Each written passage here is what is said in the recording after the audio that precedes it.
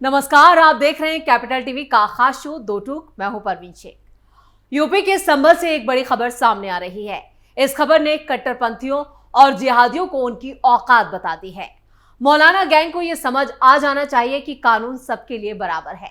CM योगी भी हर मंच से बता चुके हैं कि संभल में अब एक खास वर्ग की दादागिरी नहीं चलेगी। इसी कड़ी में फिर से संभल में बुलडोजर गरजा। जमीन से कट्टरपंथी और सपा नेता के कब्जे को हटाया गया। ताबड़तोड़ बुलडोजर एक्शन से पूरे इलाके में हड़कंप मच गया। क्या है पूरी खबर, आपको विस्तार से इस शो में हम बताएंगे, लेकिन उससे पहले कुछ सवाल जरूर खड़े हो रहे हैं। ये सवाल हैं, क्यों यूपी के संभल में गूंजी पीले पंजे की गूंज? कैसे कट्टरपंथियों की योगी की पुलिस ने निकाली हेकड़ी? अखिलेश के विधायक पर क्यों हुआ बुलडोजर एक्शन?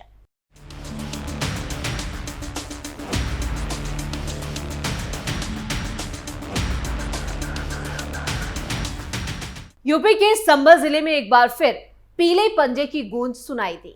पुलिस प्रशासन की टीम दल बल के साथ अचानक से बुलडोजर लेकर बाग में आ धमकी और उसके बाद शुरू हुआ बाग से कब्जा हटाने का अभियान। ये तस्वीरें आप अपनी स्क्रीन पर देख सकते हैं कि किस तरह से यूपी में बुलडोजर यानी कि संभल में फिर से बुलडोजर गरजा है। सपा विधायक की सारी हेकड़ी धरी की धरी रह गई। यूपी के संभल जिले में शनिवार को प्रशासन ने बड़ी कार्रवाई को अंजाम दिया। समाजवादी पार्टी के विधायक नवाब इकबाल महमूद के बाग पर बुलडोजर चलाकर सरकारी जमीन को कब्जे से मुक्त कराया गया। अधिकारियों का कहना है कि विधायक ने अपने बाग की सीमाओं में करीब 3.5 बीघा सरकारी जमीन को शामिल कर लिया था, जिसे अब पैमाइश कर कब्जा मुक्त कराया गया। हालांकि इस मामले में विधायक कुछ और ही कहानी बयां कर रहे हैं। वो उसे राजनीतिक रंग देने की जुगत लगा रहे हैं। जिला प्रशासन ने जमीन को विधायक के कब्जे से मुक्त कराकर कब्जे में ले लिया। ये कार्रवाई राजस्व विभाग ने की। सपा के खेमे में कार्रवाई के खिलाफ नाराजगी है। एसडीएम विकास चंद्र और उनकी टीम जब मौके पर पहुंची तो उनका विरोध भी हुआ और बाग की नाप जोख के दौरान जमकर हंगामा हुआ, बवाल काटा गया। वहीं नापे के दौरान लगभग 3.5 बीघा बंजर सरकारी जमीन को बाग में शामिल किया गया था और ये कार्रवाई उसी के खिलाफ हुई। ये जमीन गट्टा संख्या 221 का और 221 खा 271 272 थी, जिसे गैर कानूनी रूप से बाग से जोड़ लिया गया था। एसडीएम विकास चंद ने इस मौके पर एक बड़ा बयान भी दिया। उन्होंने कहा, राजस्व रिकॉर्ड के अनुसार गाटा संख्या 198 और 222 विधायक और उनके पुत्रों के नाम पर दर्ज है। प्रशासन की कार्रवाई के दौरान सिंचाई विभाग और पुलिस बल की बड़ी संख्या भी मौजूद रही। कब्जे को हटाने के बाद संबंधित लोगों के खिलाफ अलग से कानूनी कार्रवाई की जाएगी। वहीं जो पेड़ बिना अनुमति काटा गया है उस पर वन विभाग द्वारा अलग से कार्रवाई की जाएगी। फिलहाल हमारी प्राथमिकता सरकारी जमीन को कब्जे से मुक्त कराना है।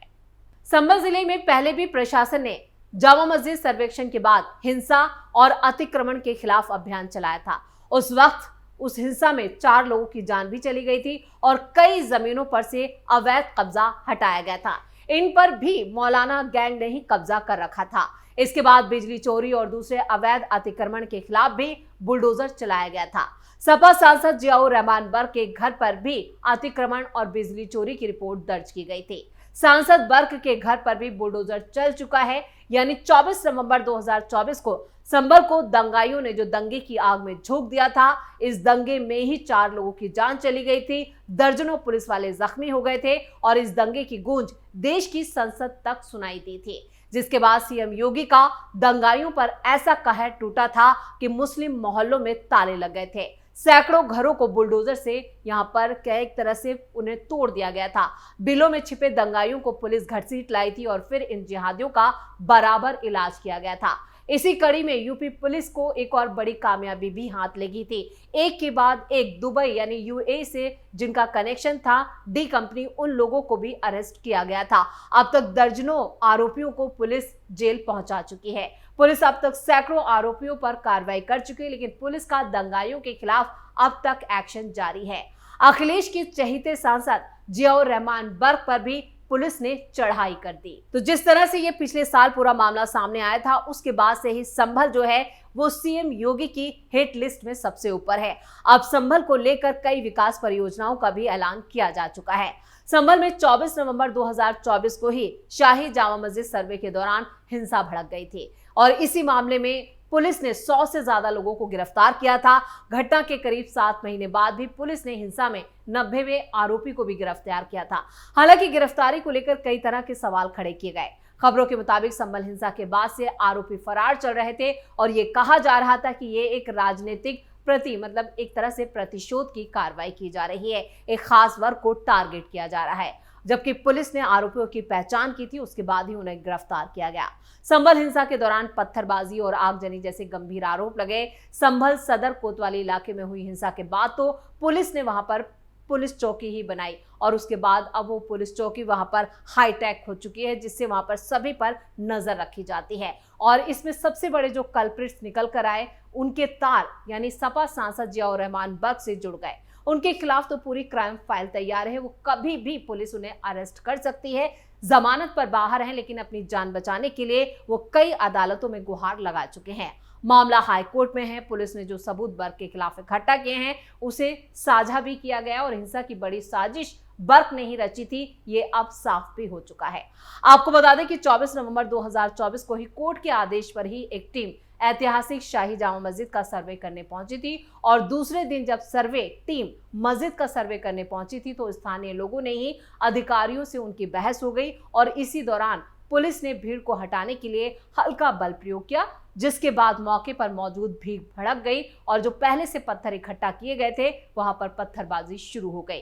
पत्थरबाजी और गोलीबारी में ही यहां पर मुस्लिम 4 लोगों की जान गई थी और कई लोग घायल, जबकि भीड़ ने कई गाड़ियों में आग लगा दी थी। ये सर्वे 19 नवंबर 2024 को चंदौसी कोर्ट के सिविल जज आदित्य सिंह के आदेश के बाद हुआ था और इसी दिन 19 नवंबर को ही दोपहर में ये याचिका दायर की गई थी और उसी दिन महज कुछ ही घंटों के भीतर कोर्ट ने एडवोकेट कमिश्नर नियुक्त कर दिया। और इतना ही नहीं, कोर्ट ने एडवोकेट कमिश्नर की टीम को उसी दिन मस्जिद का शुरुआती सर्वे करने का आदेश दिया, जिसे पूरा भी कर लिया गया। कोर्ट ने आदेश दिया था कि सर्वे की रिपोर्ट को 29 नवंबर तक कोर्ट में दाखिल किया जाए और ये आदेश तब दिया गया जब याचिका में दावा किया गया था कि 1526 में मस्जिद के निर्माण के लिए एक मंदिर को तोड़ा गया था। यानी अभी ये विवाद कोर्ट में है। यहाँ पर शाही जामा मस्जिद बनाम हरिहर मंदिर का विवाद कोर्ट में चल रहा है, जिसकी सुनवाई लगातार जारी है, लेकिन अगले महीने इस पूरे मामले की सुनवाई होनी है। संरक्षित स्थल है शाही जामा मस्जिद। रिपोर्ट के मुताबिक चंदौसी की शाही जामा मस्जिद एक संरक्षित स्मारक है, जिसे प्राचीन स्मारक संरक्षण अधिनियम 1904 की धारा 3 के तहत 22 दिसंबर 1920 को अधिसूचित किया गया था और इसे राष्ट्रीय महत्व का स्मारक घोषित किया गया। ये ASI यानी आगरा सर्कल मुरादाबाद डिवीजन की वेबसाइट पर केंद्रीय रूप से संरक्षित स्मारकों की लिस्ट में शामिल की गई। वैसे इस मस्जिद के साथ ही हरिहर मंदिर भी इसे माना जाता है, जिसको लेकर मामला हाई कोर्ट में भी है और इस मामले की सुनवाई सुप्रीम कोर्ट में भी चल रही है। दंगाइयों के पोस्टर सरे बाजार लगे। संभल हिंसा में पुलिस ने ये सारी कवायद इसलिए की ताकि ये अज्ञात आरोपी कभी भी पुलिस की गिरफ्त से बाहर ना जा सके। पुलिस ने जिस तरह से इस पूरी संभल हिंसा में अपनी कार्यशैली दिखाई है वो काबिले तारीफ है। हुलिये के आधार पर ही और जानकारी के आधार पर ही पुलिस ने यूपी से लेकर दिल्ली तक कई आरोपियों को गिरफ्तार किया था, जिनके कई कनेक्शन सामने आए थे। एक पूरा बड़ा नेटवर्क था जो संभल से ही चलाया जा रहा था और इस संभल हिंसा के बाद उस नेटवर्क के तार किस किस से जुड़े ये भी खंगाला गया। एक पूरी SIT की जांच रिपोर्ट सामने आ चुकी है, जो चौंकाने वाले खुलासे हुए उसने कई सवाल खड़े कर दिए। अभी कहा यह भी जा रहा है कि इस जांच रिपोर्ट के बाद ही संभल के जो सांसद हैं जियाउर रहमान बर्क, उनके खिलाफ बड़ा एक्शन लिया जा सकता है। पुलिस ने संभल हिंसा के आरोपियों के पोस्टर छपवा कर न सिर्फ संभल जिले में बल्कि आसपास के जिलों में भी चस्पा किए थे। साथ ही अज्ञात आरोपियों की जानकारी देने वाले के नाम गोपनीय रखने और इनाम देने का भी ऐलान किया गया। संभल पुलिस को हिंसा से जुड़े CCTV फुटेज में ऐसे शख्स नजर आए जो साधे यहाँ पर सफेद कुर्ते पजामे में दाढ़ी रखे हुए थे और ये शख्स कोई और नहीं था बल्कि खुद शाही जामा मस्जिद का सरदार था। लेकिन ये कौन था उस वक्त नहीं पता चला, लेकिन जैसे ही SIT की रिपोर्ट सामने आई है उसके बाद से ये साफ हो गया कि इसमें जफर ही इन्वॉल्व था। फिलहाल मस्जिद का जो सदर है जफर, वो भी जमानत पर बाहर है। संभल पुलिस अभी भी कई अज्ञात आरोपियों की जांच यहां पर कर रही है। उनकी गिरफ्तारी के लिए कई प्लान पर भी काम किया जा रहा है। तो संभल के विधायक इकबाल महमूद के खिलाफ जिस तरह से संभल में फिर से बुलडोजर गरजा है, तो ये एक संकेत है कि आने वाले दिनों में एक बार फिर संभल में कई बड़ी कार्रवाई हो सकती है और उसी कड़ी में यहां पर विधायक के बाग में बुलडोजर गरजा है। अभी तो सिर्फ 3.5 बीघा ही जमीन को कब्जा मुक्त कराया गया है। खबरें जो सामने आ रही हैं उसमें यह बताया जा रहा है कि कई ऐसी जमीनें हैं जिस पर यहां पर सपा विधायक और सपा सांसद ने कब्जा कर रखा है और ये सरकारी जमीनें हैं जिन्हें जल्द छुड़ाया जाएगा। वैसे पूरी जो अवैध कब्जा है उसे पूरी यूपी से ही हटाया जा रहा है और इसके लिए एक बड़े अभियान के लिए सीएम योगी ने कई अधिकारियों को भी लगाया है और निर्देश दिए हैं। अब देखना यह होगा कि इस जद में कौन कौन से बड़े अधिकारी और नेता फंसते हैं और उन पर क्या कार्रवाई होती है। इस खास शो में इतना ही। वीडियो कैसा लगा कमेंट करके अपनी राय जरूर दें। वीडियो को लाइक करें, शेयर करें और कैपिटल टीवी को सब्सक्राइब जरूर करें। धन्यवाद।